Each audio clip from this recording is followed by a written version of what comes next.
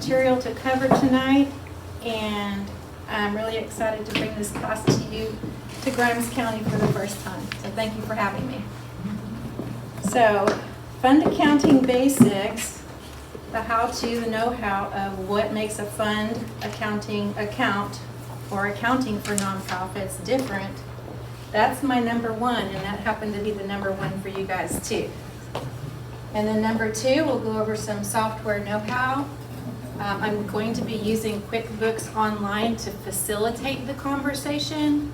I do have a reference for QuickBooks Desktop,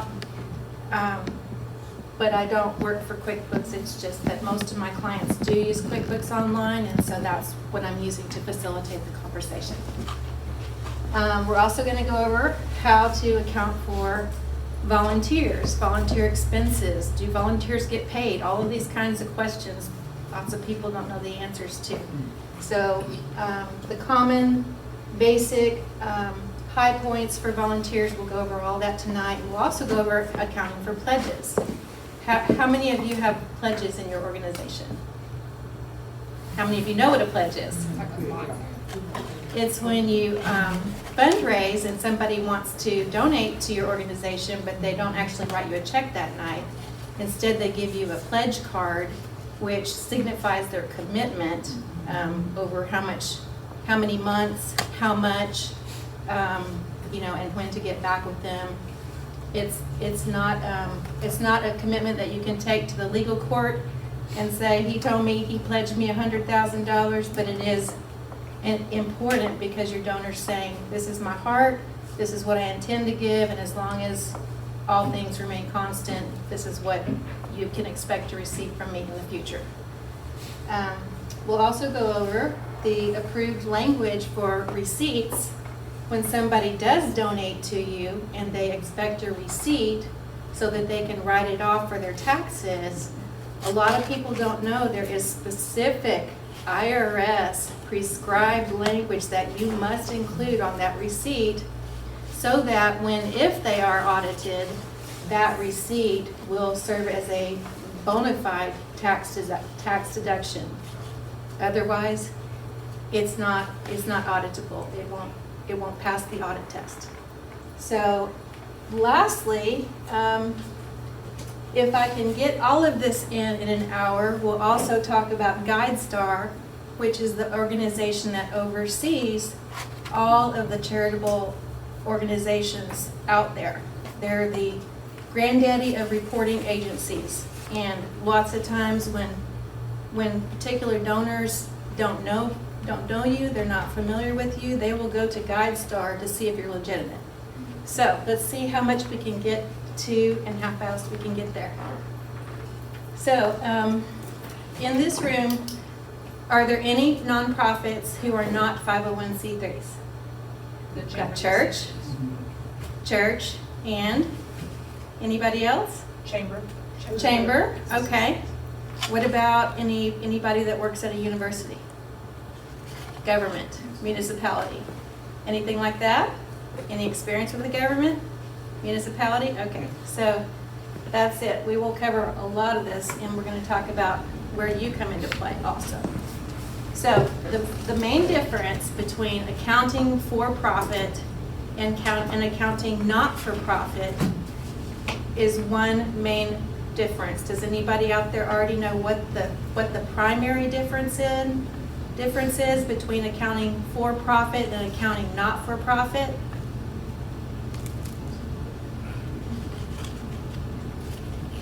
Four-letter word, starts with F, ends with D. Fund. It's funds-based accounting. How many of you out there have the general fund in your organization?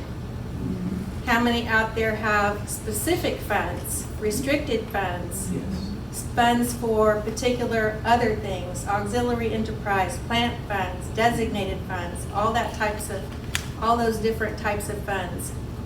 You basically are having the challenge of dealing with miniature profit and loss statements within each fund group. So, wow, big challenge for nonprofits. Here is the conceptual overriding structure that I'd like to express. This is the basics of it.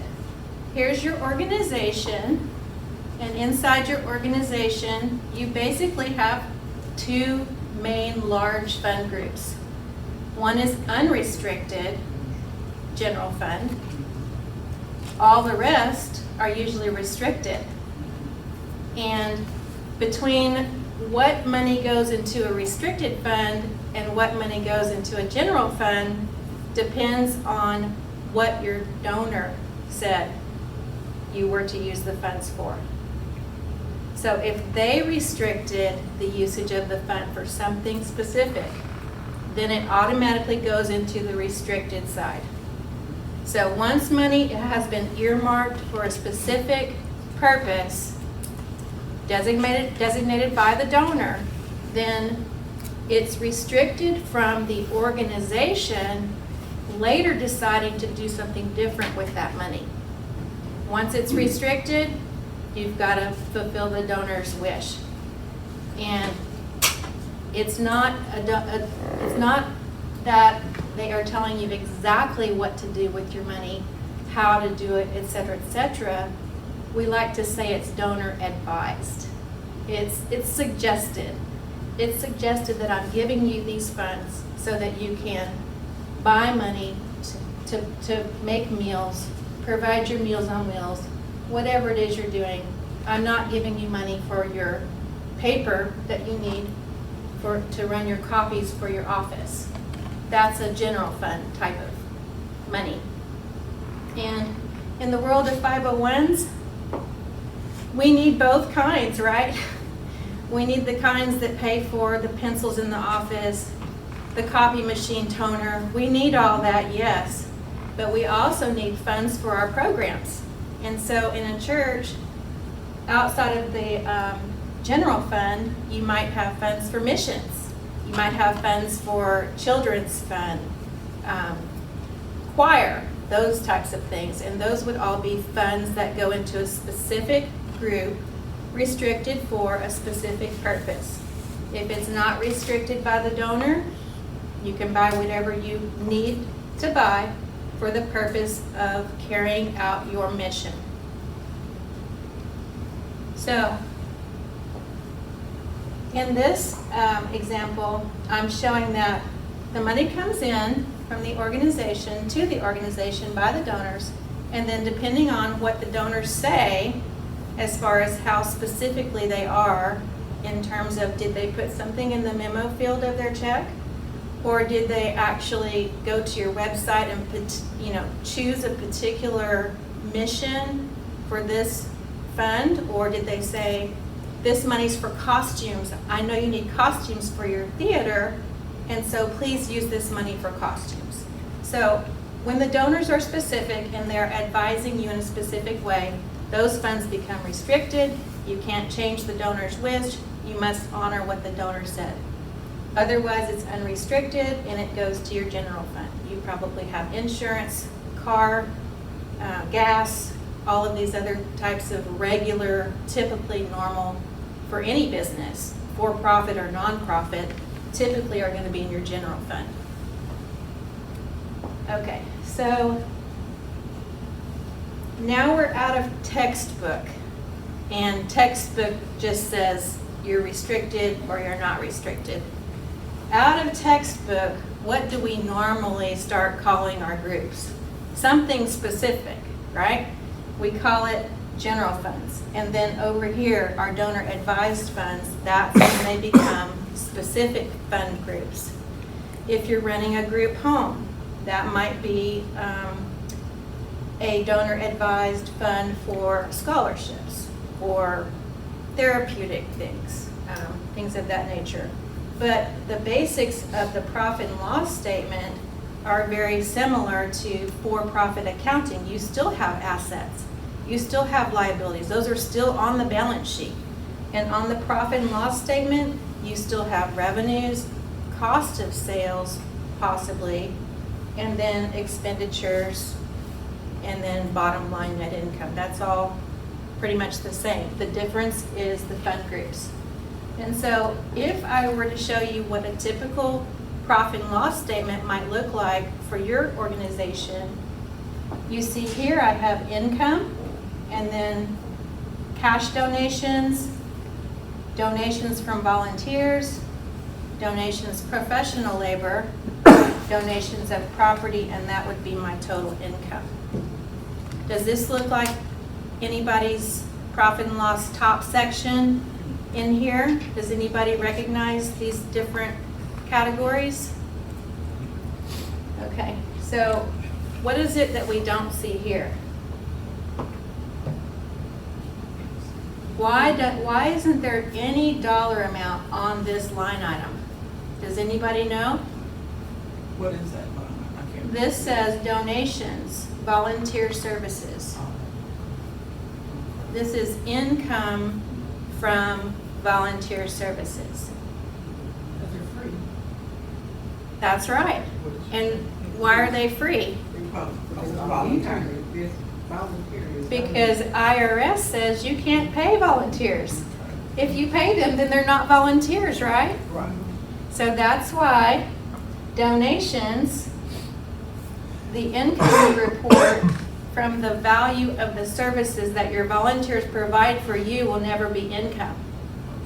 Okay. Okay? So why is it on the income statement? It's on there so that I can make An assessment? an impression Oh, to okay. show you that if you did ever have a line item like this Okay. and you reported it on your detailed 990, guess what? IRS wouldn't be very happy with you. You might get a phone call or a letter. Okay?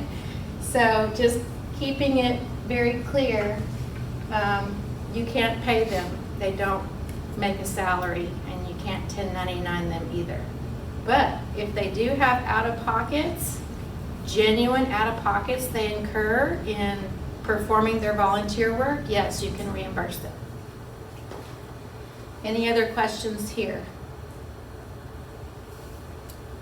So in this presentation, I now show you 4 funds. One is general operations, one is unrestricted designated, but it's still general. It's still unrestricted. So at the top, it's still unrestricted, but guess what? You can designate something in your general fund to go to something specific. Then it becomes a designated part of your cash reserve where you're saving money maybe for a copier. And you don't want that money to stay in your general working funds because somebody might spend it, right? So you can restrict your own general fund if you want to. That's your prerogative. General funds can be restricted by you. Restricted funds can only be restricted by the donor. And if a donor restricts some money, but they don't have a general purpose, like somebody that says, I'd like for you to use this money for your programs only. I really don't want to pay for any toner for your copiers, okay? I want my money to only go to your programs. Then that would be so loosely identified between your many programs that it wouldn't be restricted within the restriction.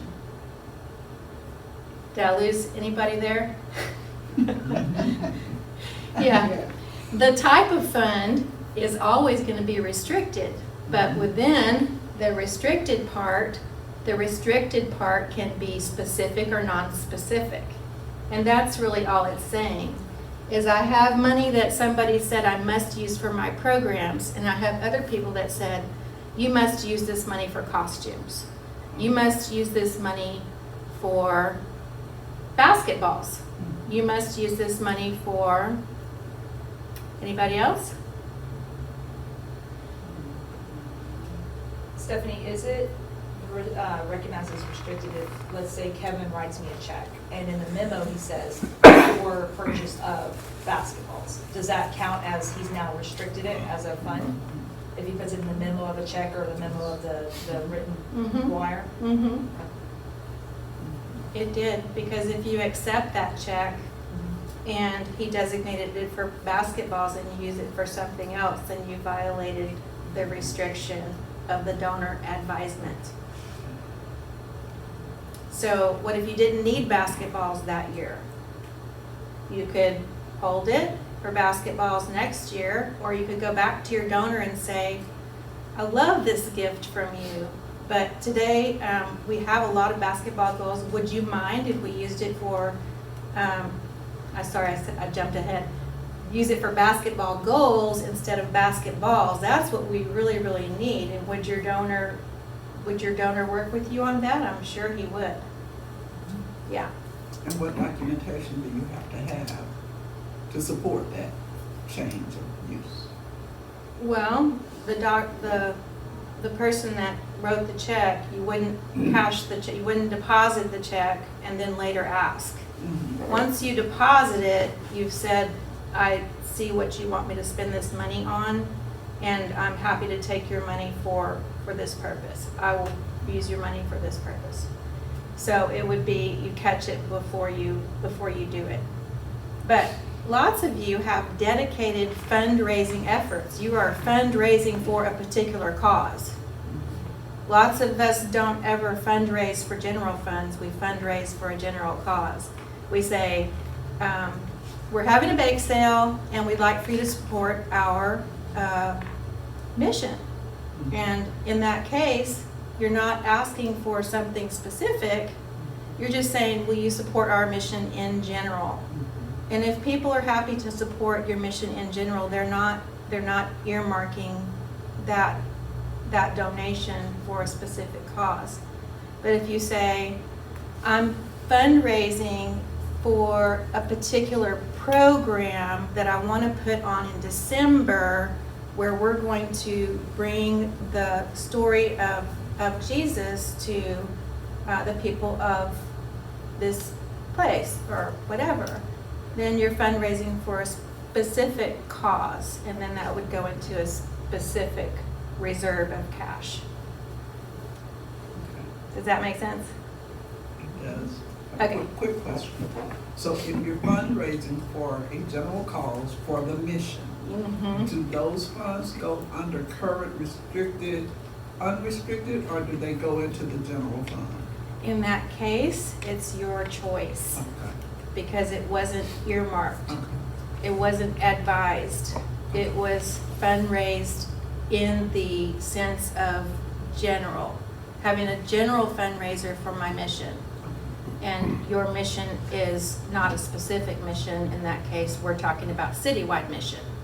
The mission that supports the local efforts to feed and help the elderly in the area. So if it were a mission here at the church, it might be an overseas missionary that you're supporting, right? A family that you're supporting overseas that does mission work as an extension of your church body. That would be a restricted fund. In her case, it would be a general fund. And what I have found in my own experience is that when you can put money in the general fund, you put money in the general fund. Because general fund money is honestly harder to come by. It's harder to get people to donate for things that just don't have a lot of pizzazz to their heart, you know?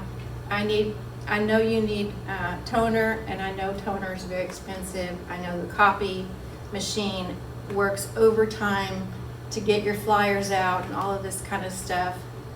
But it's always easier to raise money for a specific benefit that touches somebody's heartstrings, which would be your overall mission, why you became a 501, right?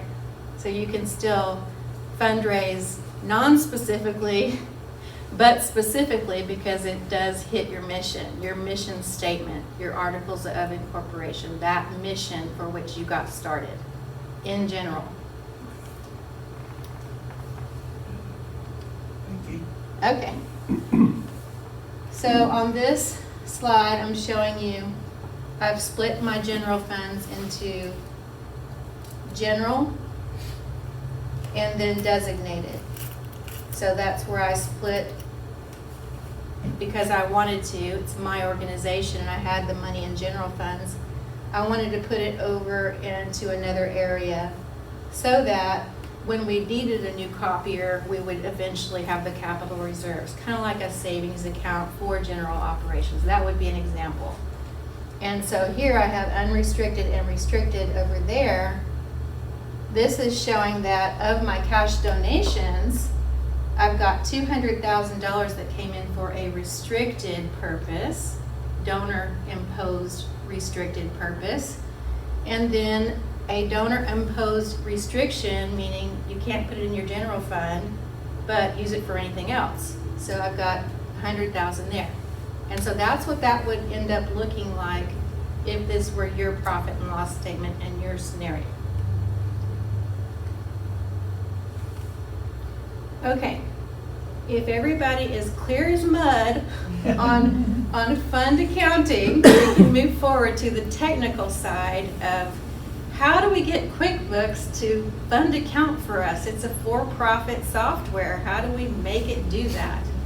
So the answer is it's never going to be as great as those fantastic fund accounting softwares that are actually specifically built for 501c3s. It's never going to be that. It wasn't configured for that. But I'm going to show you how to make it work. And it can work very well as long as you're not the largest 501 and you have a zillion fund groups. So if it can work for you at this level, I would say save the money. If you find that this isn't robust, the way I'm going to teach you tonight, you feel like that's not robust enough for you, then you probably will have to upgrade at some point on your software. So this is the landing page. This is QuickBooks Online. And this is where we have menu and dashboards highlighted at the same time. And so we're going to just start on the landing page because this is what it looks like when I open my software. It's going to be a tiny bit different for you because you're not an accountant, and this is the QuickBooks Accountant version, but it'll be pretty much the same. You will have a dashboard of some kind, a landing page when you open your software. And so my slide is cut off, but in the top corner there's a gear icon that you can't see. And so to get to the part where we start configuring, where we take the nuts and bolts of what we can configure within the way the software was programmed, I'm going to ask you to go to your gear icon in the top right.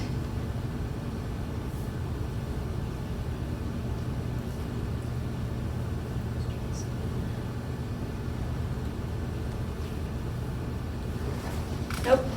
Okay. It's okay. Okay.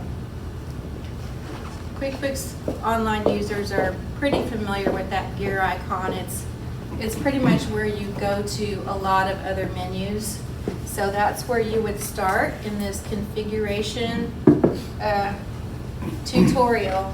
If you do have QuickBooks Desktop, you can do what I'm about to show you how to do in QuickBooks Online. It's possible. There's just different instructions and it looks different, okay?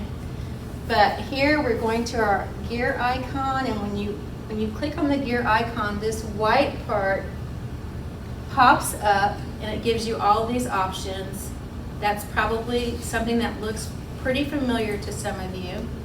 And the top left column here, the account and settings is where we need to go. Okay, once we go gear icon and then account and settings, then we pop open this menu. It looks like this on your screen. After that, there's all these different subsections that aren't important to us tonight. They're very, very important, but not for us tonight. When you open that pop-up, I want you to go then to the advanced part. This is the advanced programming application configuration section of QuickBooks.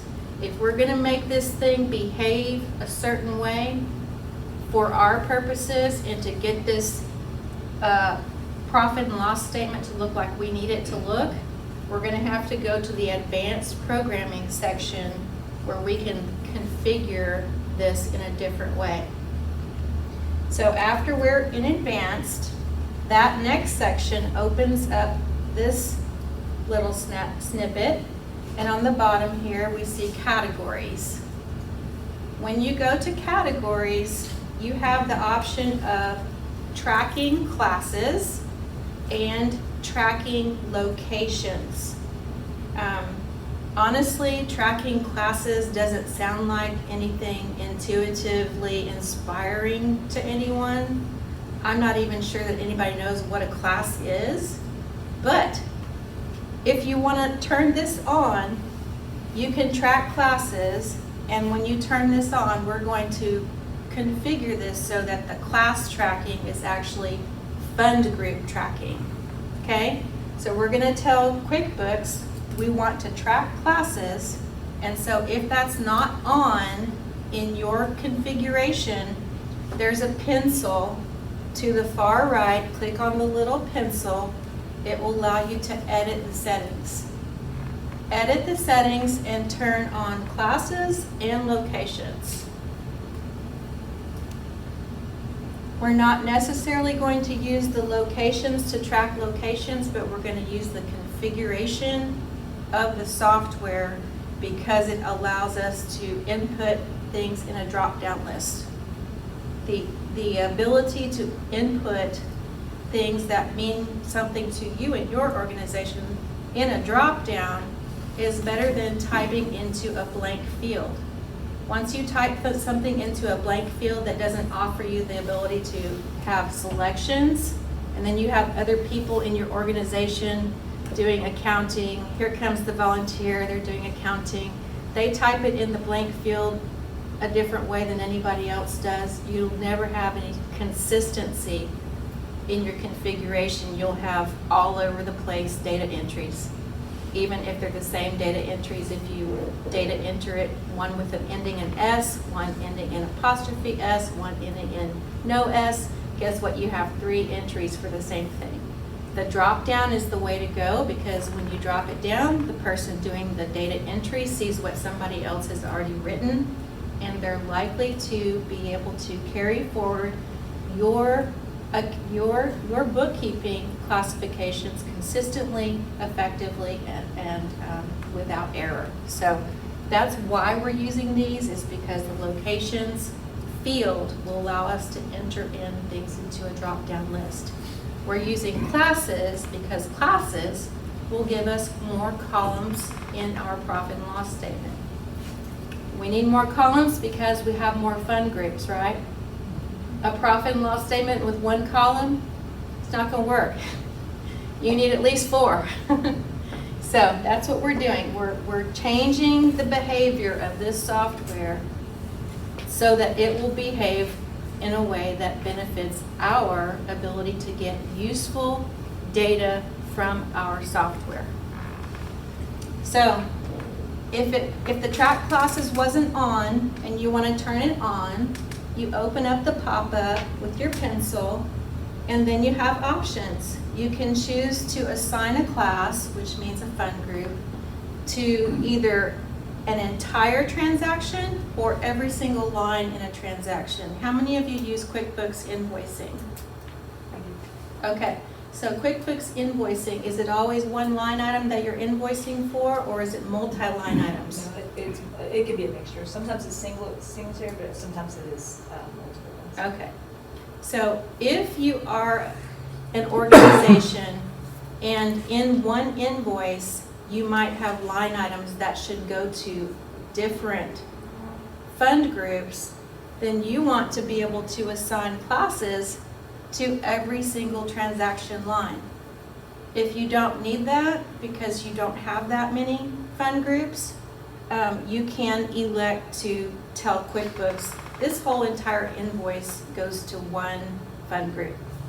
But if you ever have that special situation where you buy a whole box of, well, let's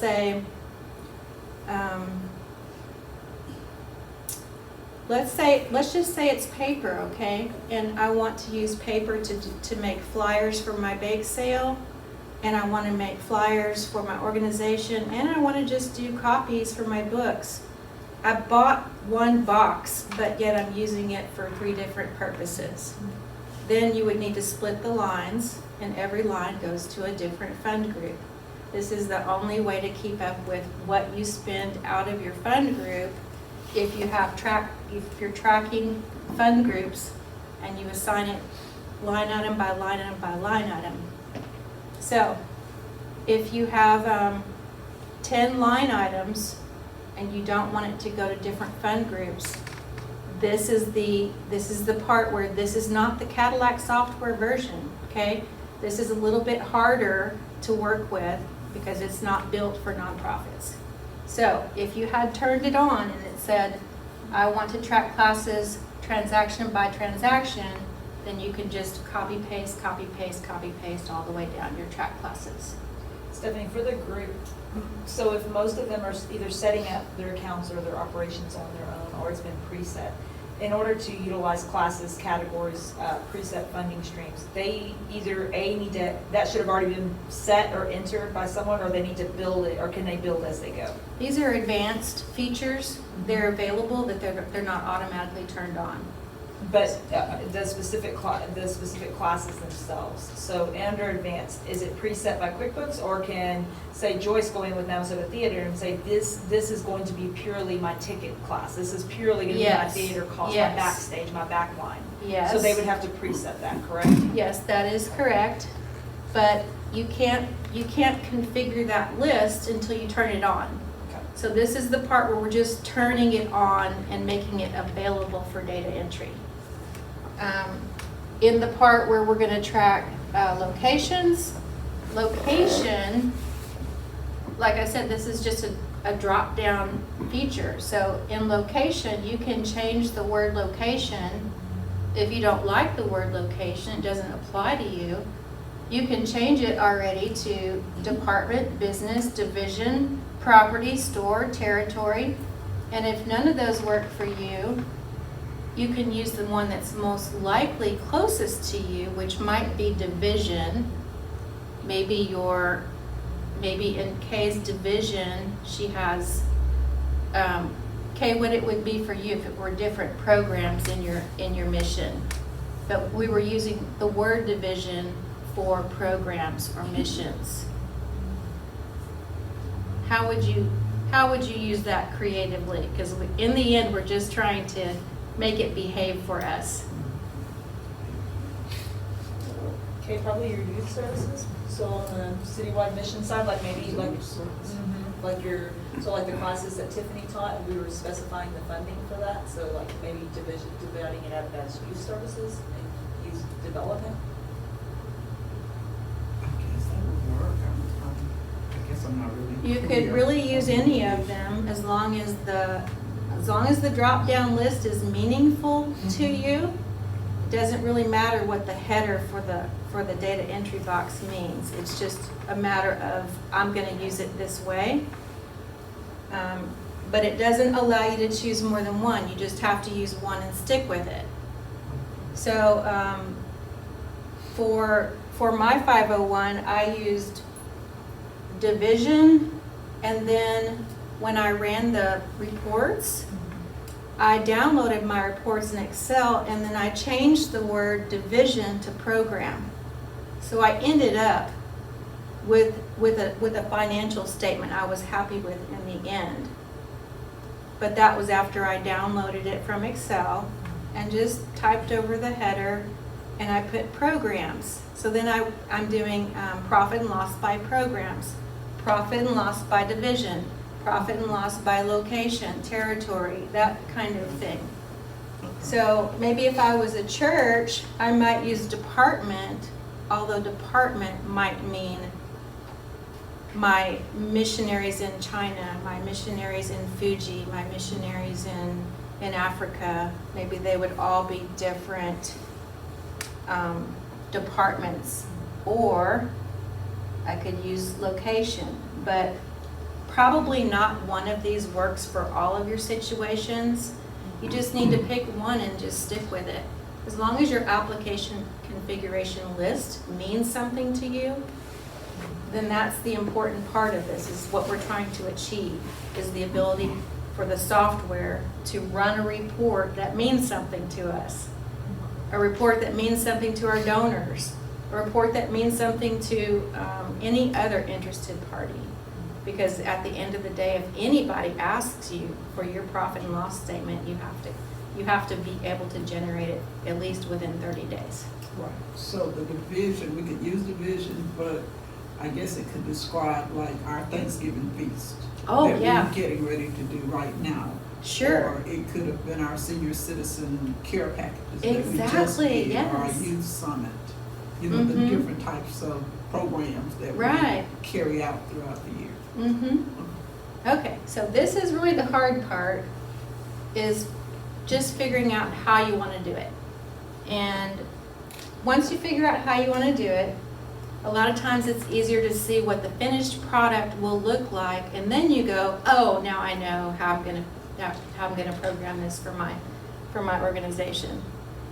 And once you have turned those two features on, we're gonna go back to the gear icon, pop open this same list again, and now we're gonna look at lists. If you will go then to all lists, then we're gonna see classes.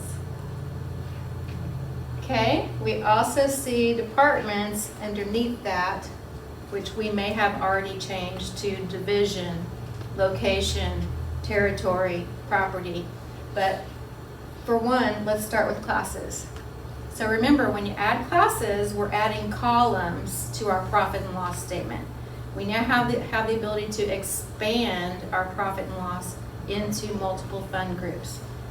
Can we also still run that one profit and loss statement with everything all combined? Yes, that doesn't go away. You can still do that. All right, so we did talk about the general fund and how you can designate things within the general. We talked about the current restricted fund and how the current restricted fund can be either donor restricted specifically or donor restricted generally. And we talked about classes equal fund groups. This is now a fund group example for a typical university. Now, universities are the same and different, they just have more fund groups than you guys do. But they still have general funds current, general funds designated, current restricted, current restricted, unrestricted. We might even have long-term general restricted, long-term general unrestricted. And the only difference is now textbook accounting 101 wants you to differentiate between something that's a fund for a current fund or a long-term fund. If it's funds you're going to use within 1 year, we always just say it's a current fund. If it's funds that you are holding, you're going to use it later, beyond 365 days, then you put it into a long-term designation. So current is within 1 year, long-term is always over 1 year, and you will have to fill out the difference between current and long-term on your 990 or other reporting questionnaires. Even if you apply for a grant, you're going to have to know this kind of stuff. It's boring, I get it, but it's really not that hard. It's either within 1 year or over 1 year. And if you're not tracking things separately and then somebody says, well, do you have any long-term funds? And you go, oh, I didn't know I was supposed to account for that. So this is hopefully going to save you some heartache in the future. All right, so now we're going to go to reports. There is a menu to your left on your accounting that I can't see here, and it says reports. You have an option to find the reports menu on the left navigation bar of your software. When you open up reports, it automatically defaults to the standard column. In any standard pop-up, guess what? profit and loss by class is already there. It's already programmed for you. But it's not there if you haven't enabled your class feature. You don't see it. So we have a lot of different standard reports. QuickBooks is really good, I would say, about how many different reports that are just available with the click of a button. And in any one of these versions, if it's not specifically exactly like you want, it has customization features. Even if you want to add logos to these memorized reports, you can add your logo, and so you don't have to add it every time. But other things, they have a bazillion different versions. I'm only showing you the pop-up where it says profit and loss by class. It's already there. Okay, so in the most complicated version I have explained tonight, in the most complicated version, if you also had long-term fund groups, I've added long-term to the end there, and then your profit and loss statement would have that many columns. And over here, we still see the same things. Cash donations, volunteers should be always 0. I like leaving it there just in case somebody makes a mistake, because if somebody does make a mistake, guess what? It pops up and it's a red flag. Then, because you always get a volunteer coming in to do your books that, not the regular person they didn't know. So just leave it there. It's helpful. And then donations of professional labor. So if you have a CPA helping your organization and they perform professional services for you, do they get a 1099? No? But because they are professional labor, they're not allowed to perform free services. So you do have to report the value of what services they did provide for your organization on your profit and loss statement. The offset down at the bottom is the expense. So at the end, when you put donations of professional labor revenue and donations professional labor expense, it doesn't inflate your bottom line at all, because it was 100 at the top minus 100 net 0. But do you have to report it and account for it? Yes. So if some professional services is assisting you, volunteering their services, do they give you something to state the number of hours they worked, or how do you assess that value? You and they are supposed to be tracking it, and it can be tracked in the form of the CPA or the lawyer. Sometimes we have adjunct lawyer services offered for free also. They might give you just an invoice with the value of the service and then a credit at the bottom and no balance due, something like that, because they're supposed to track it as well on their side. Can the professional labor, could they not be lumped into volunteer services and not declare a professional labor value? Because technically you do have an option as a nonprofit to operate under full volunteer services and volunteer operations. So could that, like a lawyer or a CPA? That would be the professional labor, the lawyer, the CPA, where you do have to declare a value of the services you're receiving from a professional. Okay. The volunteers, they might be professionals in their career, but this is more talking about the lawyers and the CPAs, really, the people that would provide legal and professional services to help you run your organization, give you advice and that type of thing. All of the other volunteer services, I know everybody who volunteers is a professional in what they do, but it's not something you have to track or report for GAP, IRS, GuideStar, anybody else. Okay, so back to here. We have the reports. I can see it here. So back to the reports. Since you had designated and you had chosen one of these at some point, I chose division in this example, so now my location label says division. The location is a header. It's not going to change. The location will always say location. The drop down will change, and the reports that are available to you will change. And so when you choose profit and loss by department, that report will be there for you also, or whatever it is that you chose. But in the end, if you do run your report by division or location or territory, I did program, then I will get another version of profit and loss, and it kind of might look like this. All of these things, I have Living Hope House operations, life skills program, therapeutic program, enrichment program. So if I were to ask you what's restricted and what's non-restricted, what would you say? Do I have any restricted funds? I do? Okay. Do I have any unrestricted funds? Yeah, as far as fund groups go, I have 3 restricted and 1 unrestricted. But they've lost their titles at this point. It's just important that we know what they are, because that determines how we account for them. Okay, so we're now to the advanced topics of the class, and we're going to talk more specifically about volunteers and pledges and IRS approved donor receipts. Is everybody ready to go forward? If anybody has a question, be happy to hear it.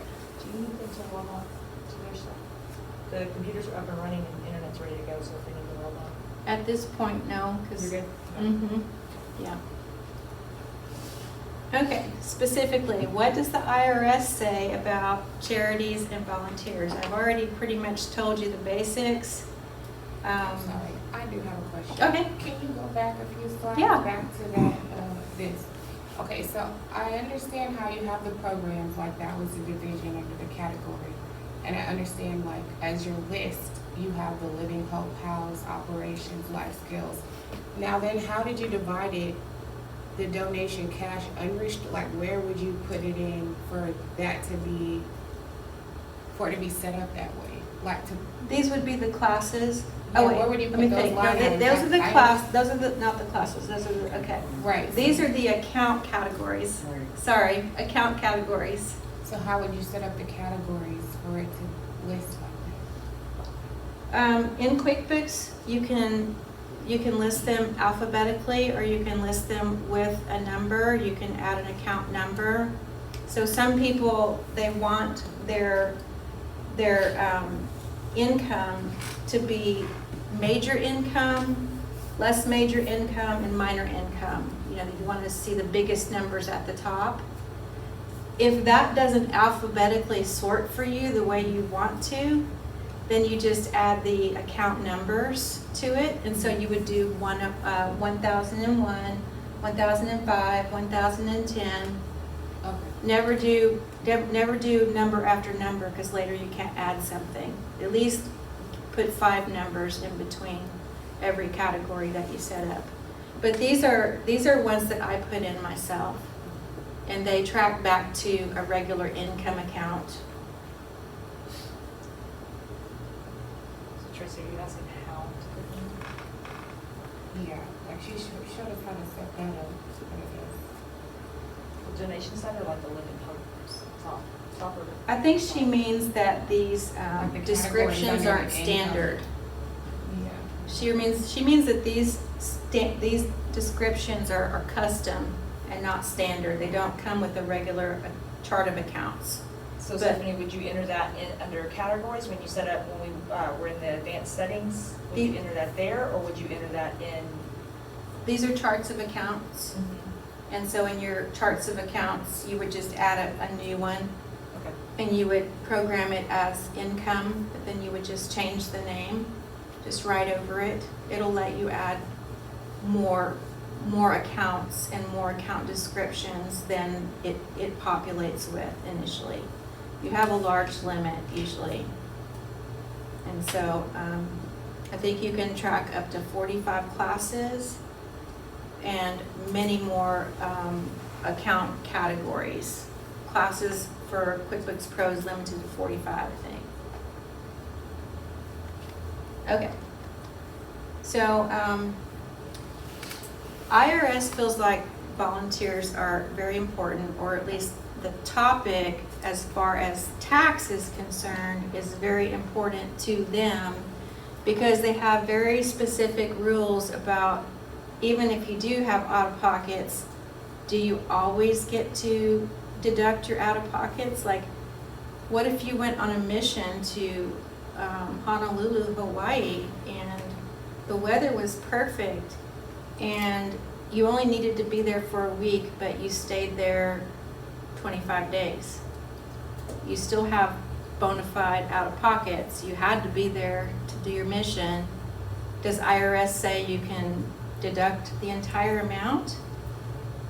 Or do they say prorate it, deduct 10 days out of 25? Any thoughts? You guys are going to be so disappointed. They say that you are not allowed to deduct anything where you are possibly having a good time outside of what you're supposed to be there for. I'm not sure that this is the right slide, but this is the one. The IRS will only allow deductions for volunteer travel if there is no significant element of personal pleasure, recreation, or vacation in such travel. That's pretty rough. That's pretty extreme, because even if you're traveling for business and you stayed the weekend, you could still deduct at least the business days you were there, maybe not the weekend, but you could deduct the days you were there for business.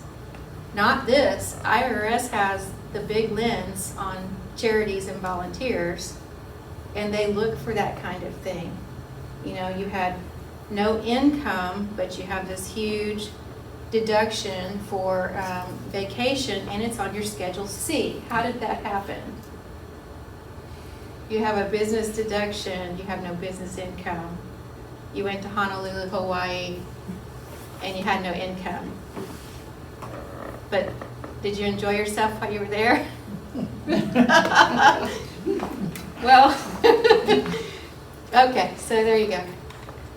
All right, so on volunteers, they're also in the spotlight because volunteers are not supposed to be rewarded with cash, gift certificates, other gifts that are other than token.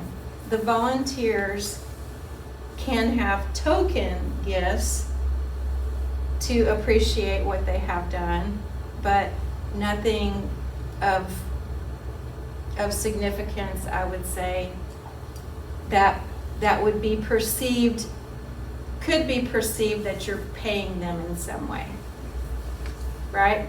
Oh no. Sometimes, like the volunteers will work at the theater, and then I will give them a ticket to see the show. Is that okay? No, No. that's income. Okay. That's a fringe benefit. It's actually not okay. Maybe if I don't give them a ticket, just tell them go find an empty seat. That'd be better. Okay, I can do that. That'd actually be better. Yeah, so the IRS says if you really want to reward your volunteers, go ahead and have a big gala for them. They're okay with that. They're just not okay with giving them a $10 gift certificate or buying them, you know, a meal or that kind of thing. If I were the IRS, it wouldn't be my rule. But you want to fly under the radar when you're a 501, because you don't want to do anything ever to jeopardize that tax exempt charitable status that you have worked so hard to gain and maintain. And it also goes to the donors. What would the donors think if you were wining and dining your volunteers outside of an appreciation dinner? You know, What would your donors think? So always, if you're gonna err to one side, please err to caution, always. Okay, so travel expenses where the volunteer performs limited work for the charity and non-deductible personal expenses, they're still saying not even clothing suitable for non-volunteer use. It would have to specifically be something like a uniform that had, the charity name on it. So I would just say there's lots more of this information online. It's just a big spotlight for some reason, and when we want to avoid the spotlight, we should. So let's go on to travel expenses. We already talked about that. Okay, now we're down to pledges. Back to pledges. So pledges are also interesting because pledges are only pledges if they're a promise. And then they go on to define what a promise is. And then they go on to define, well, if it was really just not even a promise, but it was a wishful intention, then that's not a pledge either. So this is important because when a pledge is truly a pledge, then you're supposed to recognize it on your accounting profit and loss statement as revenue if you're an accrual basis accounting method. Anybody in here accrual basis or just cash basis? This is for tax.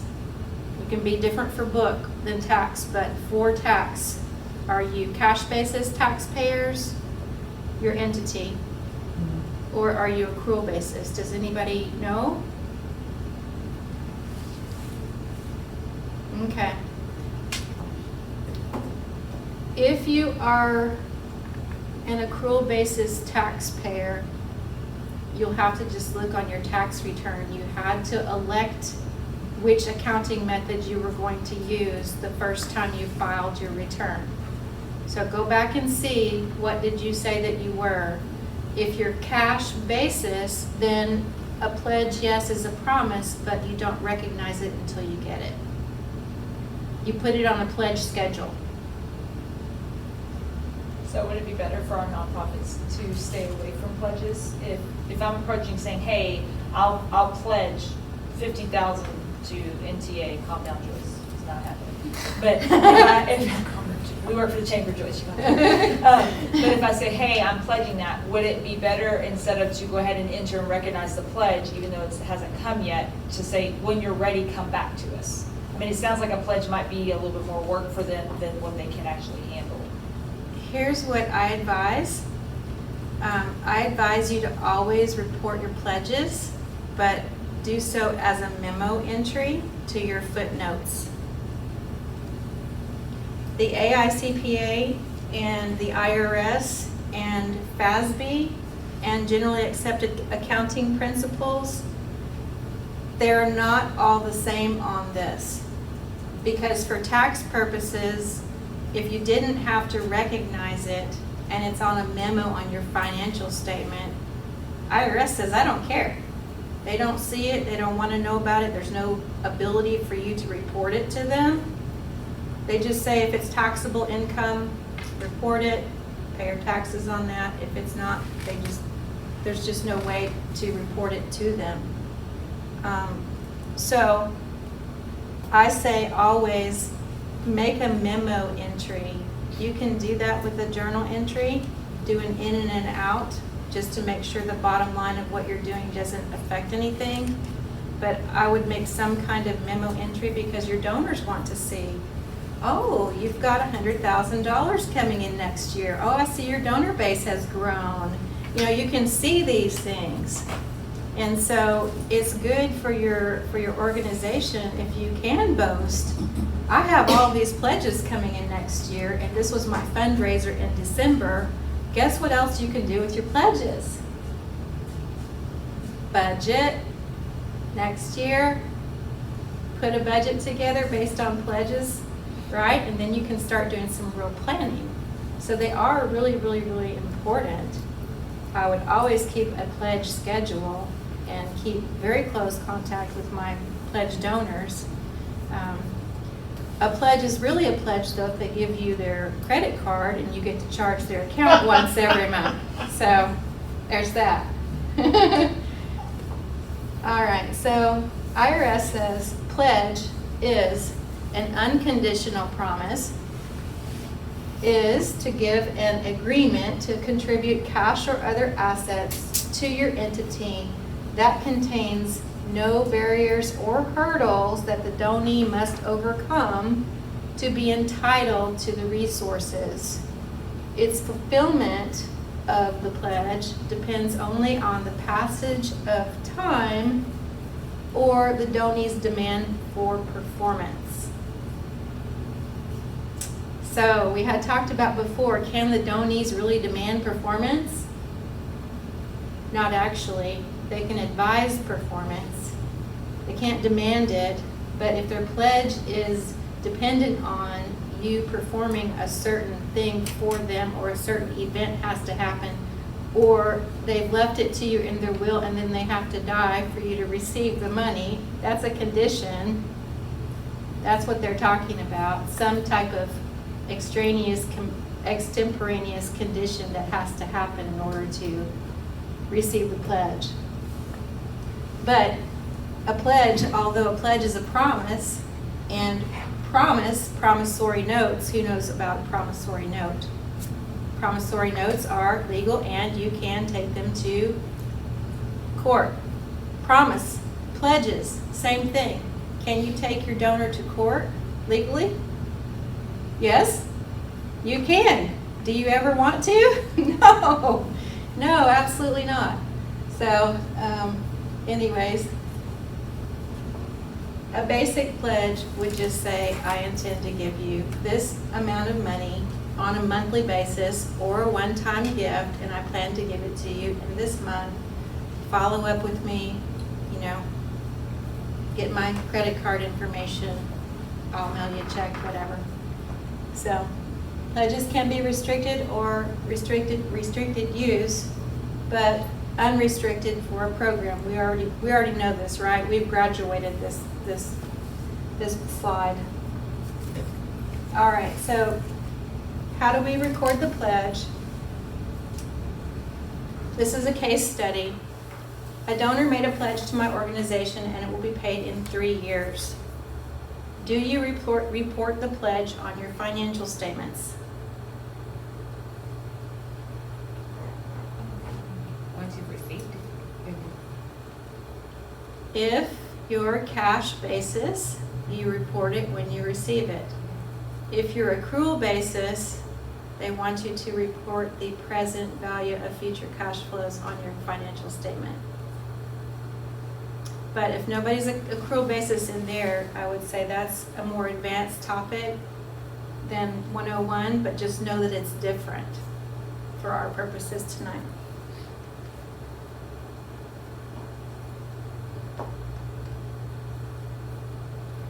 So, in recording the pledge, this is a summary slide.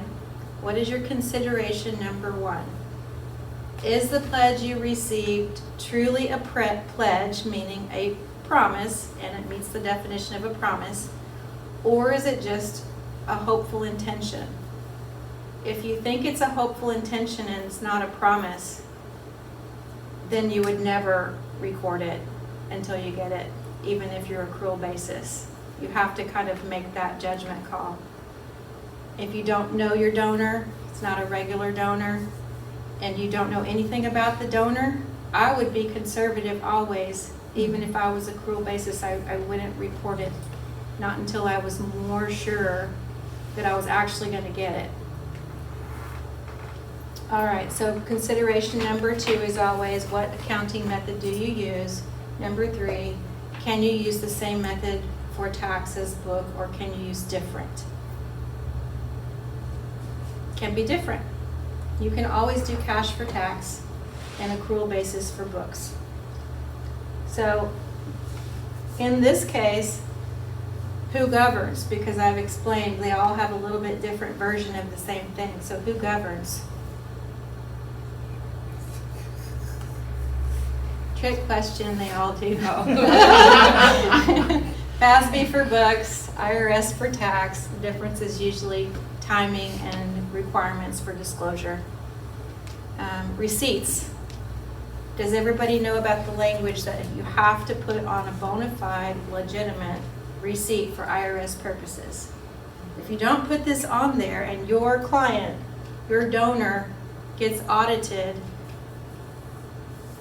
their donation will not be accepted as a deduction because it doesn't have the right language. IRS says, yes, you probably got some money, but did you perform services to receive that money?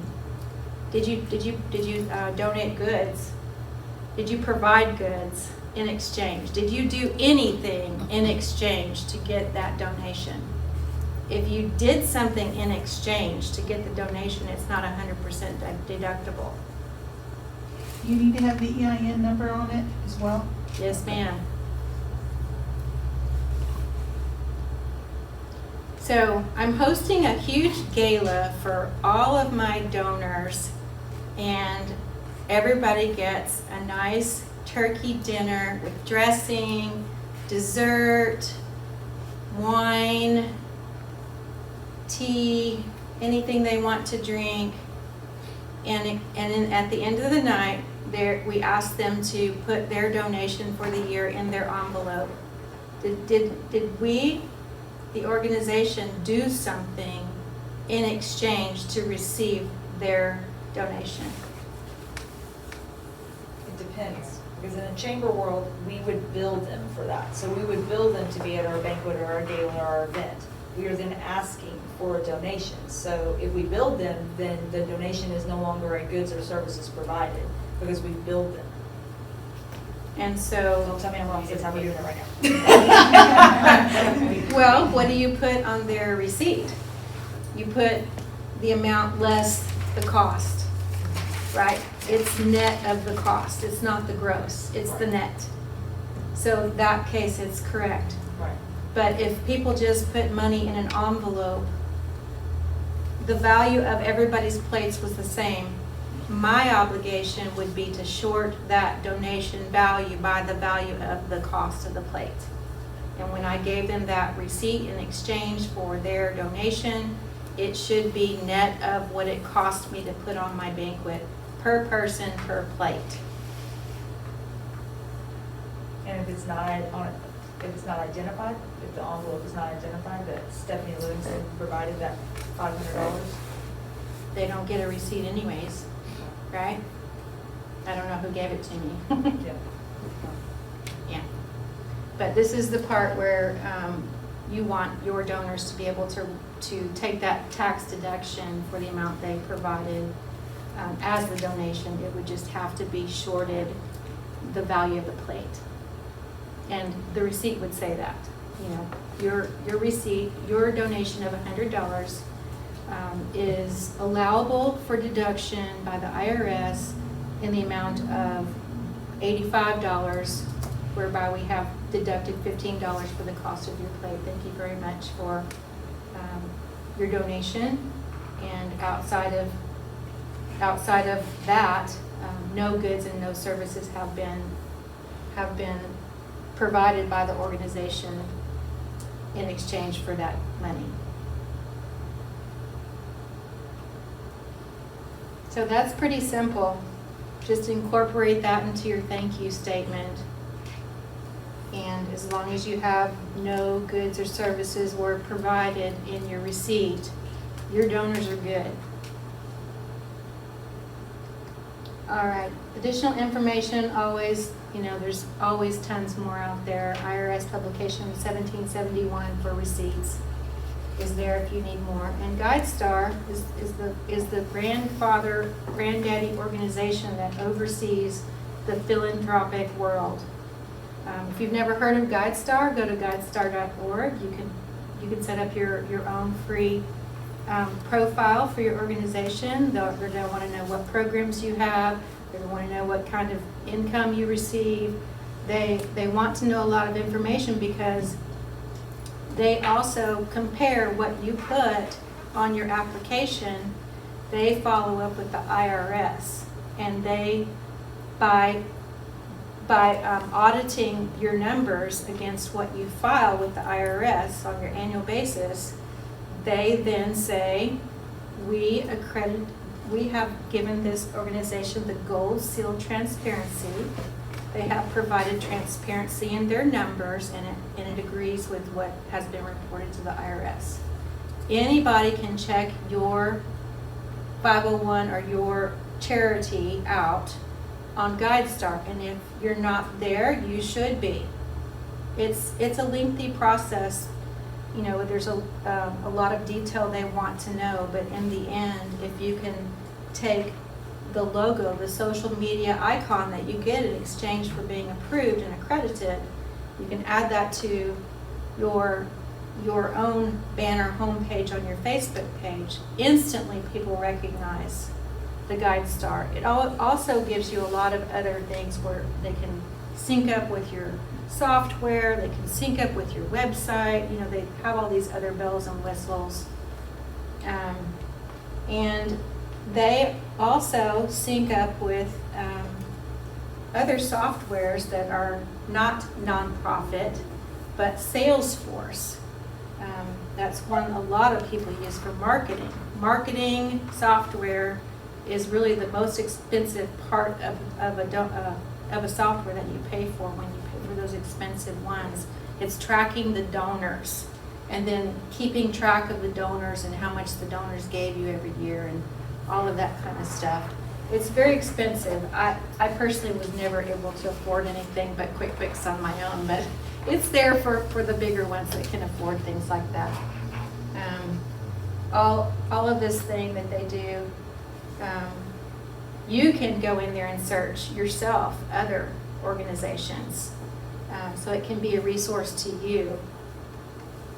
And then at the end, this is what we did with ours. When we got our Gold Star approval, we just put it right in the middle, and that became our Facebook banner page. So we made it really big. And so, final thoughts?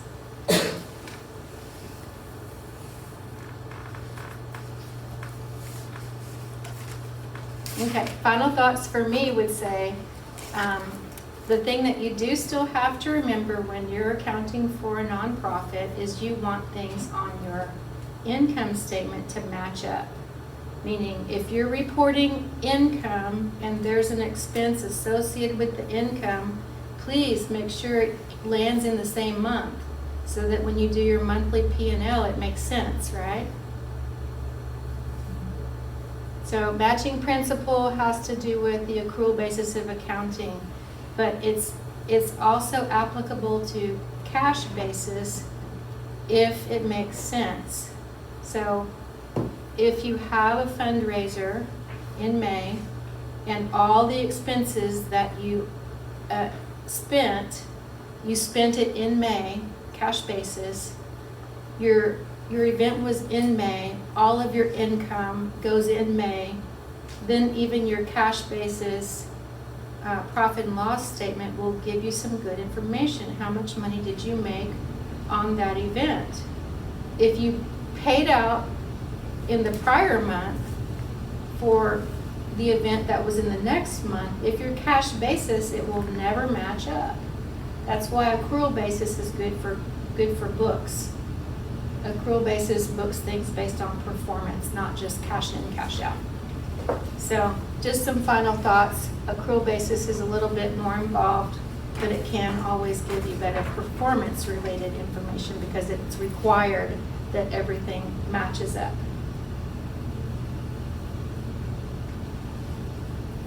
Questions? What's your top three? So if our group had to do top three takeaways for their QuickBooks or their accounting setup, what are your top three things they should have? My top three is that your financial statements, I'll go to the slide that I like the most. I like this one the most. And in this case, I know it wasn't reporting by class. It wasn't that textbook thing that only a CPA can understand. You know, this one is the one that really gives you that great information. But for reporting purposes and the 990 you have to fill out, whether you can stick with the EZ, even that one's difficult. The reporting requirements for nonprofits, that's where it's really important to have good reporting tools. And the tools you learned tonight were how to track fund groups by classes and programs by location or department, that other feature. This is what your donors want to know. And when you can give your donors multiple financial statements where you say, this is our P&L for tax purposes, this is our P&L for programs, and you can go on in there, you can add more things to report by. There are more features and more ways, but this would be my top 3 here is make sure your reporting is correct. And before you report a pledge, please make sure it's not just a wishful intention, you know. If you reported a pledge and it never came through, what's your recourse?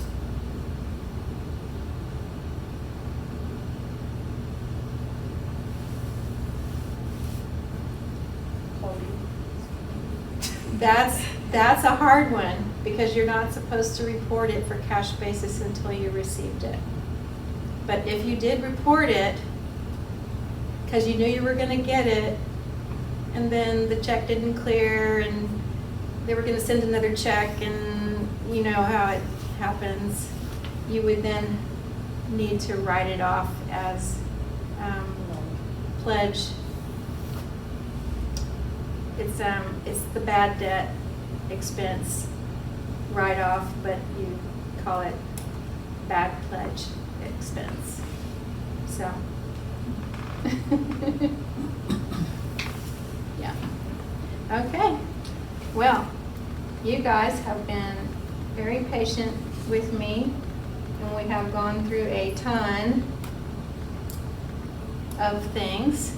If you would like the slides, here's my information. Just email me. I'm happy to give you all these slides so that you can walk yourself back through this when you get logged on to your own subscription. Walk yourself through the steps and have a picture frame by frame.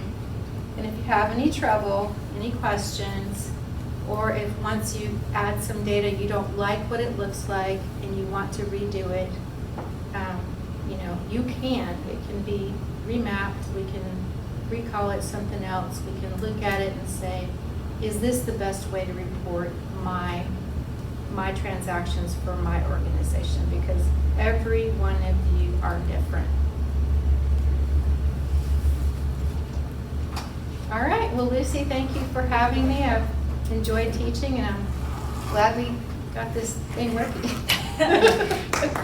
Thank